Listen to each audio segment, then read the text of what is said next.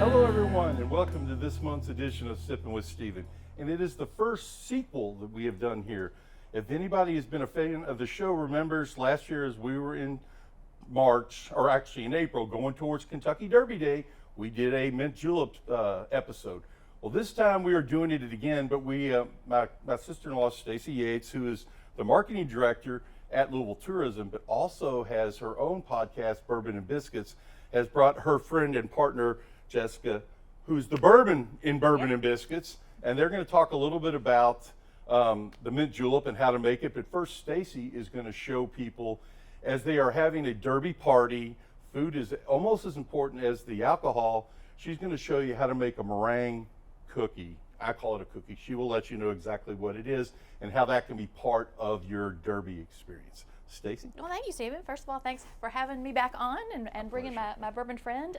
Yeah, we're just going to do a little dessert that we have paired with this bourbon cocktail that Jessica's going to make, that we made last year, but she does it better, I promise.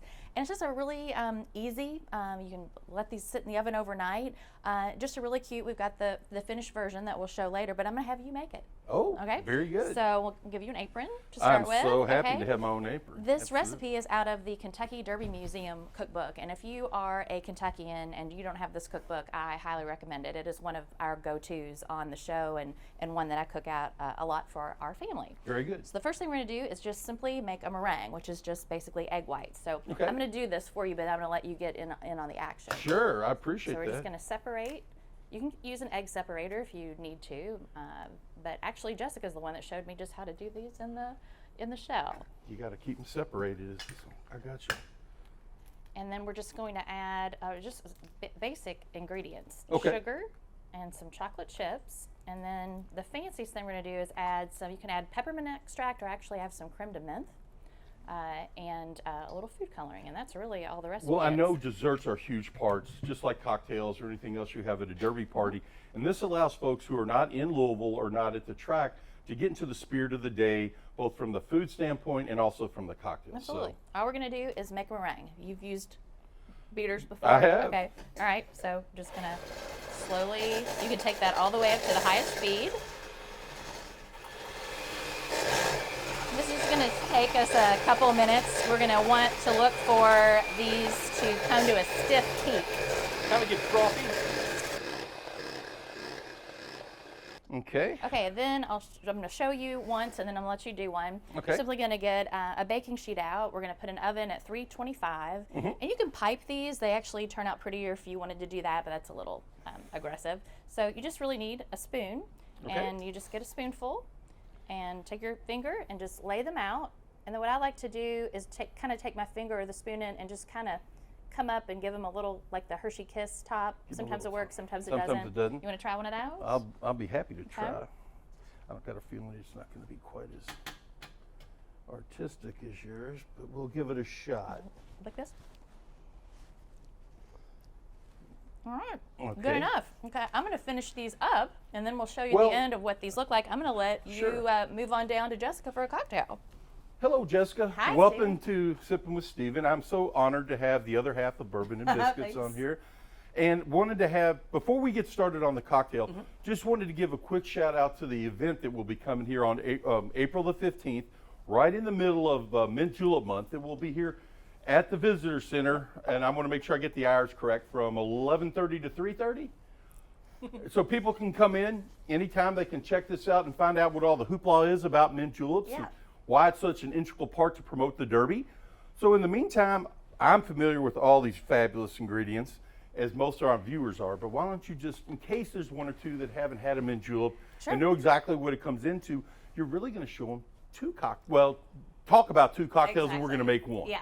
So I have a lot of experience in making your traditional julep. I actually have worked 3 derbies bartending at Churchill Downs. Awesome. So I probably made hundreds, I think. So I wanted to do a little bit of a twist on that to make it a little bit more exciting for myself here too.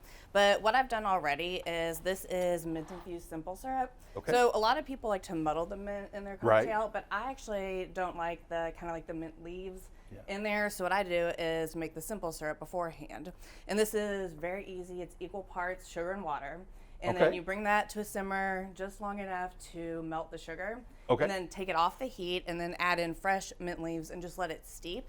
So then that mint flavor really infuses into the simple syrup, and you don't need to do the muddling process. You can just use the mint syrup with fresh mint to garnish. It's kind of like you pre-muddled almost. Yeah.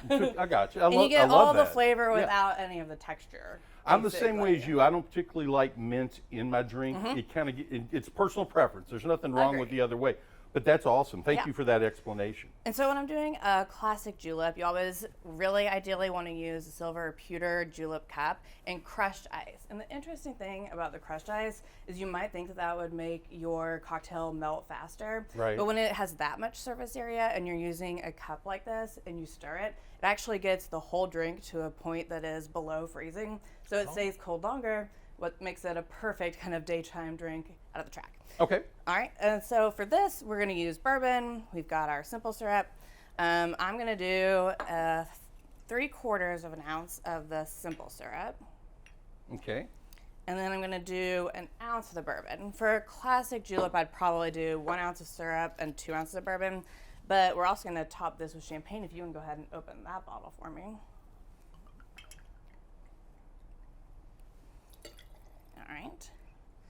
And then we're gonna top that in there, but one of the most important things about making a mint julep is for your fresh mint garnish, what you need to do is what I call spanking the mint. I'm not sure if that is a industry-wide term, but that's what I like like it. to do. So if you wanna get a little ready for a garnish here, I'll grab some too. You just simply put it in the palm of your hand and give it kind of a slap, and that releases all of those mint aromatics. Sounds nice. So when it's in Smells your nice. drink, you can really smell it. You sure can. It smells fabulous.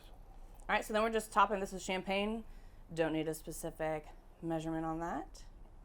To taste or to Yeah, fill the glass or to whatever? fill the glass. I got you. I got you. Make it look nice. And this is a really festive kind of version if you're having a derby party at home. Sure. I really like to do this. All right, then we're just gonna garnish that with our fresh mint leaves. Terrific. And that's all there is to it, is our sparkling mint julep. Well, Jessica, thank you for this. Let's first off, we're going to have a Cheers. little cheers to Mint Julep Month, to the Kentucky Derby. Oh, that is fabulous. Thanks for mine. Oh, sorry, Stacey. And then we are going. Then what we're going to do, folks, if you remembered earlier, Stacy had me help make her meringue for these fabulous-looking dessert items. So, Stacy, why don't you come back in and let the folks know exactly what we concocted here? Here's how they turn out. They are even they are light as air. And take a bite. See if you can hear that crunch. Perfect. They're very light, minty, and I just think they have a great pairing with the champagne. So Oh, my this would be goodness. one of the great things you can make for your own mint julep month. But also celebrate it here in Louisville, right? You were talking earlier about the distilleries. It's still hard to get in if you haven't booked, weeks in advance. But a great thing you can do is go to the cocktail bars that they offer. They're doing mint julep classes here at the Visitor Center. We celebrate mint julep month all month.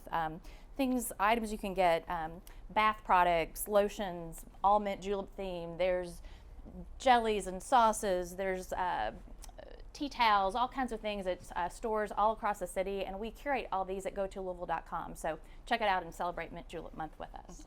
Please do. And again, we will raise our glasses and say Happy Mint Julep Month. And please remember to come to the Visitor Center on April the 15th and check out their mint juleps and get a little bit of Louisville hospitality.